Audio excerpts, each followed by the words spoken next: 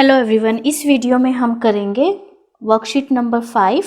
ये worksheet class 6 के students के लिए साइंस सब्जेक्ट की है। आप वर्कशीट स्टार्ट करने से पहले अपनी नोटबुक में डेट, अपना नाम, अपनी क्लास एंड सेक्शन और अपने साइंस टीचर का नाम मेंशन करेंगे। आज की वर्कशीट भी हमारे चैप्टर नंबर 2 भोजन के घटक से ली गई है और आज हम वसा के बारे में पढ़ेंगे। इससे पहले वाली वर्कशीट्स में हमने प्रोटीन और कार्बोहाइड्रेट के बारे में पढ़ा था विस्तार से। चलो शुरू करते हैं वर्कशीट। वसा शरीर में संचित होता है, यानी कि वसा हमारी बॉडी के अंदर स्टोर होता है और दूसरे जीवों के अंदर भी हो जाता है। जो जीव सर्दियों में सुप्तावस्था में चले जाते हैं, यानी कि हाइबरनेशन, लंबे समय तक स्लीप में चले जाते हैं, सो जाते हैं, वे अपने शरीर में वसा संचित करते हैं, जो उन पशुओं के अक्रियाशील होने पर ऊर्जा के स्रोत के रूप में कार्य करता है।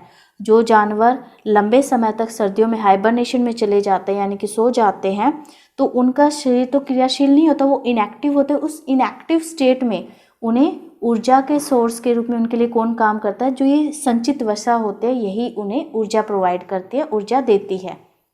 अब यहाँ पे एक क्वेश्चन पूछा गया है, क्या आप किसी जंतु या जंतुओं का नाम बता सकते हैं जो अपने शरीर में वसा संचित करते हैं?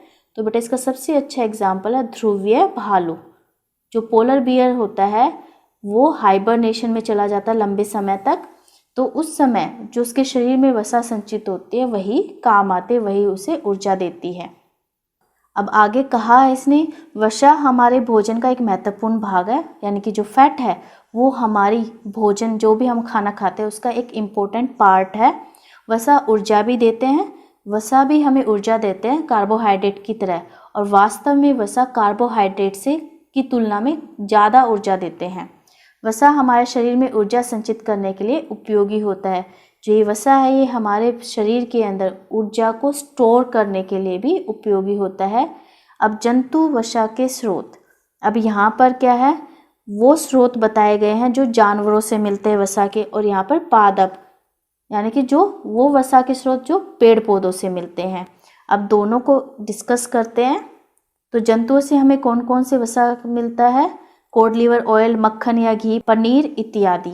दूध एवं मांस से भी वसा प्राप्त होता है। तो ये यानी कि हम कह सकते हैं एनिमल सोर्स है, जंतु स्रोत है वसा के, और ये पादप स्रोत है मूंगफली, सोयाबीन, सूरजमुखी का तेल, तिल का तेल, नारियल, जैतून और वनस्पति तेल।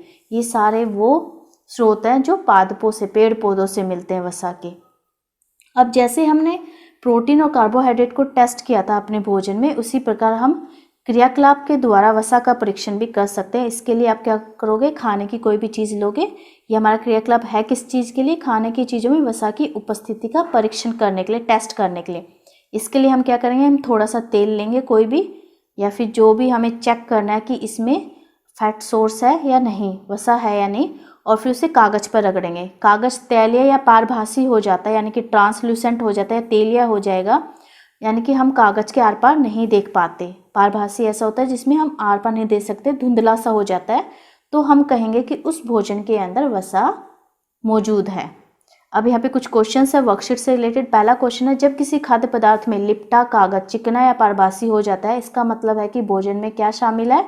वसा। अभी अभी हमने पढ़ा, अगर कोई खाने की चीज़, अगर हमने उस पर कागज़ लपेट रखा है, तो अगर हम ये देखते हैं कि उस कागज़ पर तेल आ गया है, वो चिकना हो गया और या पारभासी हो गया है, तो हमें क्या बताना है कि उसमें कौन सा तत्व मौजूद है, पोषक तत्व मौजूद है भोजन का, तो उसमें वसा मौजूद होगा।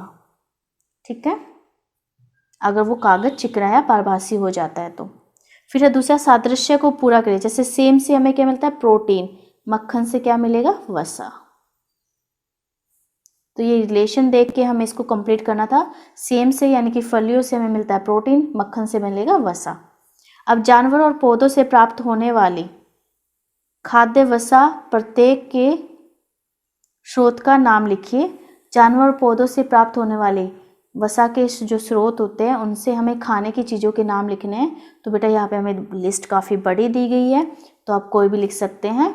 नारियल का तेल, जैतून का तेल, इधर से आप मक्खन, घी, पनीर, दूध, मांस इत्यादि, कोई भी चीज़ लिख दीजिए। ये जंतु यानी कि जानवरों से प्राप्त है और ये पेड़ पौधों से प्राप्त है। जो आपको इजी लगे, आप इजीली याद कर सकते हैं, वो आप इस क्वेश्चन के आंसर में लिख सकते हैं।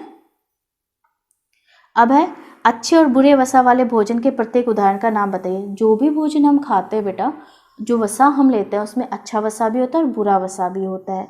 तो हमें अच्छे वसा के जो स्रोत है या भोजन है उसका नाम लिखना है, और बुरे वसा, तो बुरे में आप लिख सकते हैं पिज्ज़ा, छोले भटूरे इत्यादि।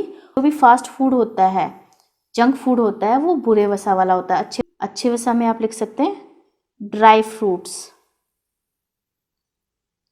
जिसमें बादाम, काजू इत्यादि होते हैं। तो ये जो ये वाले हैं ये हैं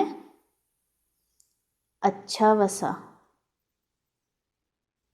वाला भोजन, और ये है बुरे वसा वाला भोजन। अब है 5th क्वेश्चन, वसा हमें कार्बोहाइड्रेट से अधिक ऊर्जा देता है, सही या गलत? वसा से हमें कार्बोहाइड्रेट से ज़्यादा ऊर्जा मिलती है, ये हमें बताना है कि ये कथन सही है या गलत। तो ये बिल्कुल सही है, आप लिखोगे सही। सो इस वर्कशीट में इतना ही। Thanks for watching this video. Please like, share and subscribe my channel. Thank you.